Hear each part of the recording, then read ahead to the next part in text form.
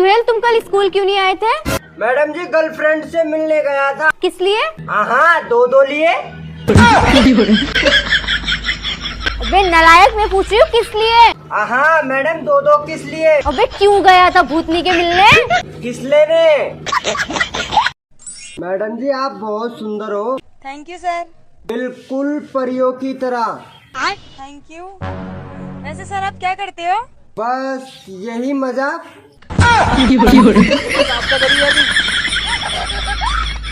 तुम्हारी शक्ल अच्छी है। Thank you. भीख मांगा करो, ज्यादा पैसे मिलेंगे। सपना टूटा है तो दिल कभी जलता है। हेलो मैडम जी, मैंने सुना है आपके हस्बैंड मर गए। हाँ मर तो गए। क्या मैं उनकी जगह ले सकता हूँ? हाँ मुझे तो कोई एतराज नहीं है, आप शमशान घाट वालों से पूछ लो। अरे पागल, मैं शमशान घाट की थोड़ी ना बोल रहा हूँ, मैं तो तुम्हारे पति की जगह लेने के लिए बोल रहा हूँ। हाँ तो मैं क्या करूँ, शमशान घाट वालों से पूछ लो। अरे मुझे गलती हो गई, मुझे माफ करो।